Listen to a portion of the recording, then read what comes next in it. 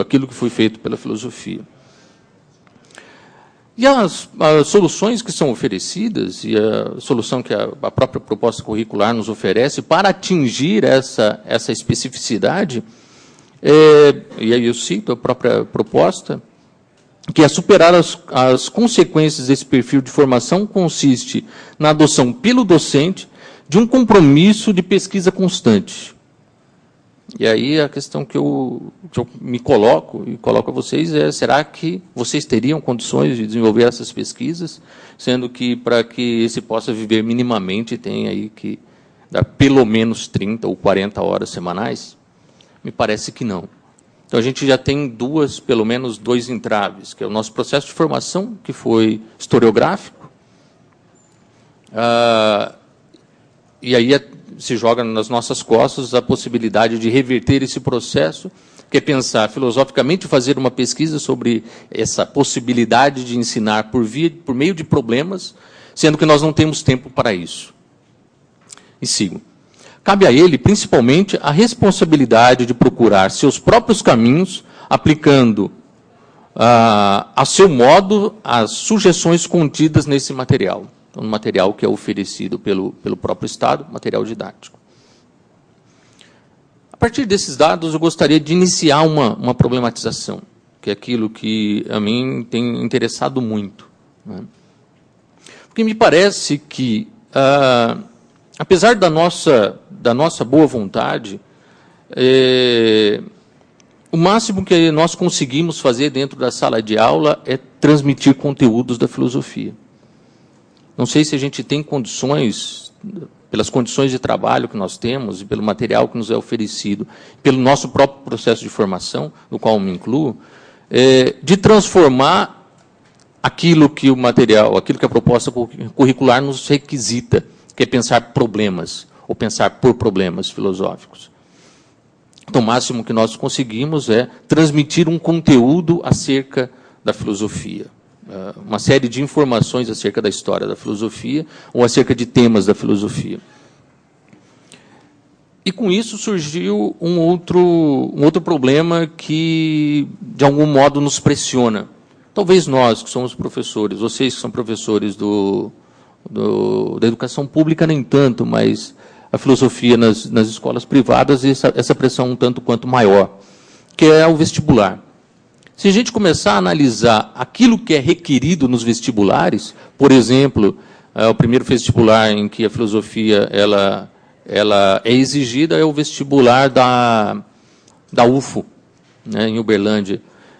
Se alguém teve curiosidade de olhar aquilo, eu acho que talvez um professor de filosofia não tenha condições de prestar um vestibular com aquele conteúdo, que vai só dos pré-socráticos aos contemporâneos, incluindo estética, política, ética e etc. Eu acho que isso em 3 anos, ou em uma aula por semana, durante 3 anos, é impossível de ser minimamente tratado. Então, é um outro lugar que vem nos pressionar a transmitir informações. E qual é a possibilidade a gente tem de pensar por problemas? E aí eu gostaria de iniciar essa problematização recuperando um pouco daquilo que a própria história da filosofia pensou sobre o seu ensino. E que, ao meu ver, é algo que hoje, você falou de uma pesquisa que eu desenvolvo, essa com financiamento do CNPq, estou procurando fazer um resgate do debate sobre o ensino de filosofia no Brasil, debate teórico sobre o ensino de filosofia no Brasil, e o que eu tenho notado é que pouco se recorre à tradição filosófica para poder tratar desses problemas, né? E aqui eu vou apontar apenas alguns autores que eu venho lendo e que têm me dado a pensar, né? O Platão ele vem dizer que a filosofia ela não poderia ser ensinada apenas como matema. Que seria matema? Tem um duplo sentido. Primeiro é o conhecimento e segundo é uma fórmula de conhecimento. Ou seja, uma transmissão de uma informação, de conteúdos acerca da filosofia, que, a partir desses conteúdos, nós esperamos que os nossos alunos possam pensar filosoficamente. Ou se espera que passemos a pensar filosoficamente, pura e simplesmente por ter na nossa escrivaninha, ou na nossa livraria, ou na nossa biblioteca, a coleção dos pensadores, e ter lido a coleção dos pensadores, ou ter tido uma informação a respeito daquilo que foi pensado sobre a filosofia. O que Platão vai dizer é que, desde sempre, a minha obra, referente a essas questões, não existiu nem existirá jamais. No que se pode, em efeito, deduzir a expressão matema, como sucede com outras ramas do saber. Desculpe, está meio esquisito aqui que eu estou traduzindo direto do espanhol, e desculpe minha falta de cuidado. Senão que, como resultado de uma prolongada intimidade com o problema mesmo, e como uma convivência, que ele vai chamar de sizen, do grego sizen, com o qual, de repente, se brota uma centelha que lança a luz sobre a alma e a alimenta por ela mesma, e é alimentada por ela mesma. Então, o que o Platão ele vai considerar é que não é via matema, mas sim pela via da sinousia é que a gente pode pensar filosoficamente.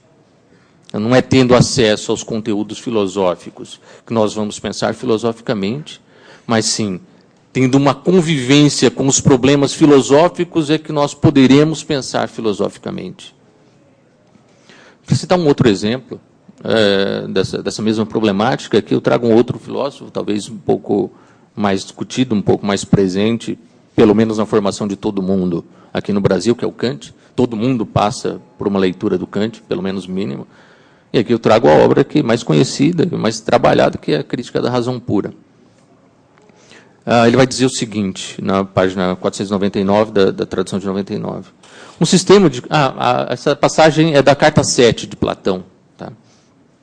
Vai dizer o seguinte, um sistema de conhecimento que só é procurado como ciência, sem que se tenha por finalidade algo mais que a unidade sistemática desse saber, ou seja, aquele que propriamente aprendeu um sistema de filosofia, o wolfiano, por exemplo, nada mais possui do que um conhecimento histórico completo da filosofia wolfiana, mesmo que tenha presente na mente e possa contar nos dedos todos os princípios, explicações, provas, junto com a decisão de todo o sistema. Ele só sabe e julga tanto quanto lhe foi dado.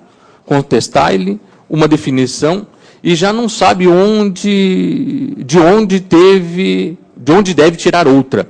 Formou-se segundo uma razão alheia, mas a faculdade imitativa não é faculdade produtiva. E aqui o Kant me parece que está problematizando o ensino de filosofia do modo que nós o tratamos na universidade. E talvez as possibilidades que nós temos de tratar esse ensino de filosofia no ensino médio, que é pensar com os outros, ou pelos outros, alguns problemas. Ou trazer o pensamento de alguns filósofos aquilo que eles pensaram. E o Kant ele vai dizer claramente, isso é uma transmissão de um saber de modo científico, ou um matema. Então, quando nós dizemos, ou quando nós explicamos um sistema filosófico, nós apenas estamos apresentando um sistema e, conhecendo o sistema, nós só conhecemos esse sistema historicamente. Isso não quer dizer que nós possamos pensar filosoficamente a partir disso. Em uma outra passagem do Kant, ele vai ressaltar esse sentido da sinousia, né? Na mesma Crítica da Razão Pura. Até então, não é possível aprender qualquer filosofia, logo na sequência daquilo que ele fala do sistema wolfiano. Pois, onde essa se encontra, quem a possui e segundo quais características se pode reconhecê-la, só é possível aprender a filosofia, ou seja, exercitar o talento da razão, fazendo-a seguir os seus princípios universais em certas tentativas filosóficas já existentes, mas sempre reservando à razão o direito de investigar aqueles princípios até mesmo em suas fontes, confirmando-os e rejeitando-os. A única possibilidade, então, que o Kant vê na filosofia não é no ensino da filosofia, ou como muitas vezes repetido e reiteradamente repetido, nas discussões sobre ensino de filosofia, o ensino do filosofar. Por Kant, é impossível alguém ensinar a outro alguém algo, especialmente se esse algo é filosofia. O que é possível, sim, é ensinar historicamente determinadas coisas. A possibilidade que o Kant traz, então, é uma aprendizagem do filosofar, uma aprendizagem do filosófico, uma aprendizagem de uma atividade feita por um sujeito. Então, aqui a filosofia, ela se distanciaria, ou o filosofar, ela se distanciaria de um conhecimento a ser transmitido e se constituiria em uma atividade feita por um sujeito, em algo, um pensamento desenvolvido por um sujeito, aquele que é deparado por um problema, para recuperar aquilo que diz o Platão, aquele que habita um problema, aquele que convive com um problema. Então, o ato de filosofar, o ato de ensinar, o filosofar deveria deixar de ser matema e passar a ser uma sinousia, um habitar esse lugar, um habitar essa relação.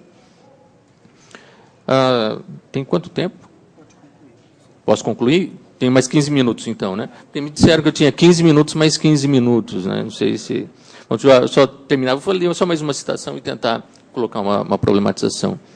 Gostaria de trazer mais uma referência para a gente pensar, que é umas leituras mais recentes que eu tenho feito, e que um texto que me veio à mão é o texto do Foucault, que se chama O Governo de Si e dos Outros, que me parece bastante interessante, essas últimas aulas que o Foucault ministrou no Collège de France. Ele vai dizer o seguinte: a filosofia se adquire, aí comentando o texto do Platão, vai dizer que a filosofia se adquire por sinousia peritu pragma. A filosofia, então, ela é constituída. Vou seguir, não vou me delongar muito. E um pouco adiante, ele utiliza o verbo sizen. Sinousia é o ser com, é a reunião, a conjunção. A palavra sinousia tem, inclusive, com frequência, no vocabulário grego ordinário, o sentido de conjunção sexual. Aqui não há, de modo algum, essa conotação, e não creio que deva forçar a interpretação dizendo que há essas relações, etc. Mas quem deve submeter à prova da filosofia deve viver com, deve, empreguemos a palavra, coabitar com ela. Aqui também vocês sabem qual é os possíveis sentidos da palavra coabitar. Que aquele que tenha que coabitar com ela é que vai constituir a própria prática da filosofia e sua realidade. Sinousia, coabitação, sizen, viver com. Me parece, tendo como referência esses autores, que a única possibilidade que nós temos de filosofar, então, é habitar um problema. E aqui eu poderia recuperar o Bergson, lá na Evolução Criadora, que vai dizer que a filosofia só se dá por um problema, ou Deleuze, que vai dizer que a filosofia é a arte de criar problemas, dentre outros vários autores, ou o próprio Hegel, que escreveu textos belíssimos, eu acho que criou talvez um dos primeiros currículos de filosofia, de ensino de filosofia para o ensino médio, que ele era professor, e aí suas obras são escritas para que haja esse ensino.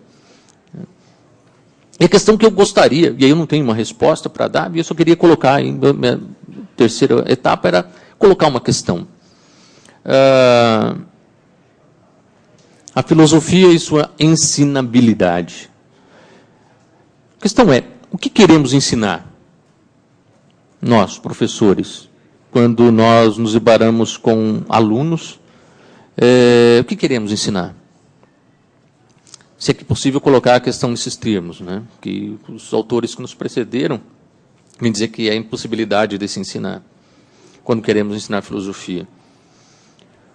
Ou dito em outros termos, o que queremos que o aluno aprenda quando esse aluno faz as nossas aulas de filosofia? Acho que essas são as questões que acredito que nós, como professores de filosofia, devemos nos colocar quando nós pensamos na nossa prática filosófica, nosso sizen peritu pragma, que o Platão vai dizer que é o próprio ato de filosofar. O que nós queremos? Eu acho que para que a gente possa pensar uma proposta pedagógica, antes nós temos que resolver, ou que dar conta de questões como essas. Porque senão a gente vai cair sempre nos mesmos vícios. Pegar propostas, reproduzir propostas, pegar propostas, reproduzir propostas. E aí eu só queria concordar muito com aquilo que o Daniel disse hoje de manhã, que as propostas, os materiais didáticos e etc., eles não podem ser pensados por estrangeiros como eu, como ele, e sim que precisam ser pensados por vocês, porque são vocês que estão na sala de aula, e não nós. Nós somos apenas metidos a dizer aquilo que vocês precisam fazer. E aí essa lógica do dever, ele deve ser extinta da nossa prática filosófica. Eu acho que a prática filosófica é vocês que sabem aquilo que vocês fazem. E são vocês que precisam pensar os melhores materiais.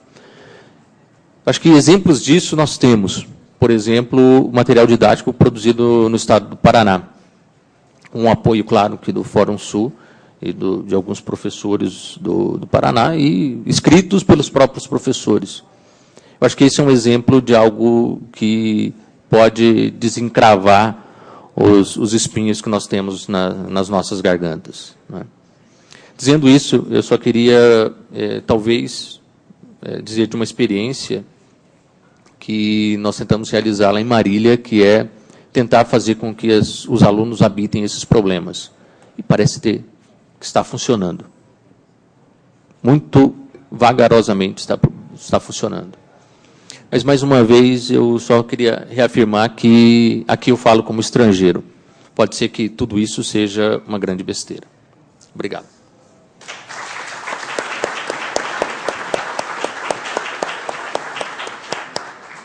Muito obrigado, professor Rodrigo. Nossos agradecimentos. Pessoal, por gentileza, as pessoas que não fizeram ainda o credenciamento, por favor, realizem o quanto antes. Antes do professor Francisco Greter, eu convido o deputado Carlos Gianazzi para que dê a palavra conosco, ele que tem o seu compromisso daqui a alguns instantes.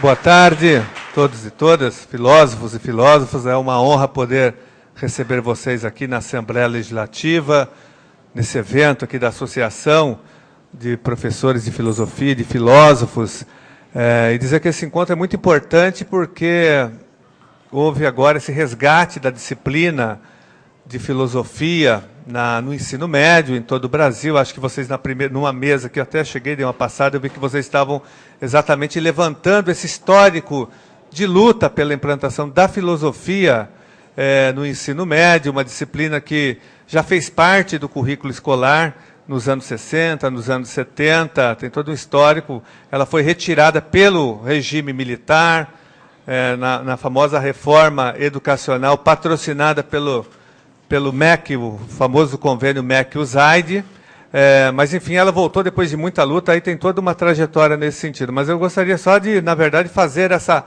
rápida saudação. Amanhã nós vamos participar aqui de uma mesa com vocês, na parte da manhã, daí eu vou falar um pouquinho mais do projeto de lei que nós encaminhamos, que já tramita aqui na Assembleia Legislativa pelas comissões, que traz também a obrigatoriedade da filosofia no ensino fundamental, no segundo ciclo do ensino fundamental.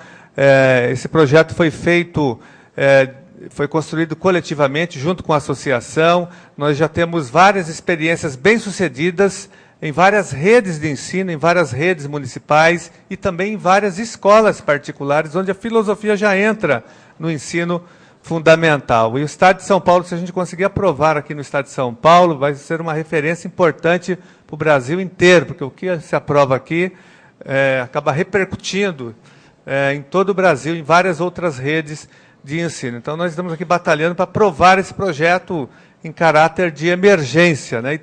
Nós estamos recebendo muito apoio de muitos professores, de muitas pessoas que entendem a importância da filosofia. E é muito importante que vocês estejam organizados numa associação, porque é uma categoria que esteve dispersa, logicamente, porque a filosofia não era obrigatória, nós tínhamos poucos professores de filosofia, e a tendência agora é que vocês cresçam enquanto organização, porque cada vez mais nós vamos ter mais pessoas se formando nos cursos de filosofia, e, enfim, é uma profissão, uma área próspera do ponto de vista não só do mercado de trabalho, mas também da intervenção na sociedade. A filosofia é uma área muito importante, principalmente do ponto de vista educacional e principalmente para o desenvolvimento crítico dos nossos alunos. Tanto é que ela foi retirada do currículo pelos militares.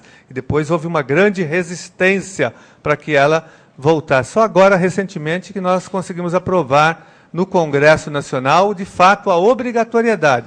O Estado de São Paulo aqui resistiu, o governo do PSDB resistiu muito para implantar, mesmo com a resolução do Conselho Nacional de Educação, quando o Conselho já tinha emitido uma resolução apontando a obrigatoriedade, um dos poucos estados que resistiu foi o Estado de São Paulo, dizendo que aquela resolução não valia para o Estado, que havia uma briga de sistemas de ensino e que era uma invasão de uma prerrogativa estadual. O Estado aqui só implantou por conta da mudança da LDB, da Lei de Diretrizes e Bases da Educação Nacional. Mas aí é um histórico que vocês conhecem, vocês estão debatendo aqui. Agora nós vamos para um segundo momento da luta, que é a implantação da filosofia no ensino fundamental.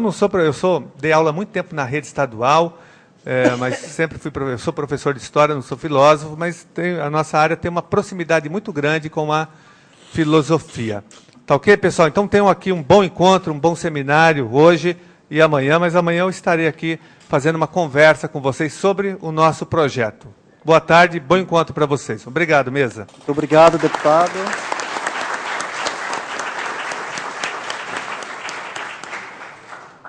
Agradecemos aí ao deputado e aguardamos aí amanhã a sua presença. Passo a palavra para o professor Francisco Greta. Bom, continuando,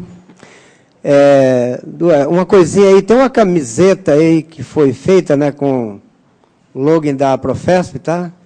Quem quiser tá lá, foi ideia do presidente, né? Vamos fazer uma camiseta comemorativa, quem quiser, depois vocês se informam lá, tá bom?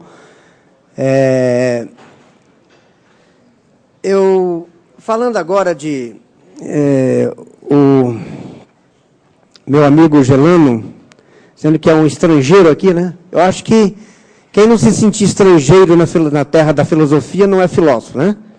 Tá bom?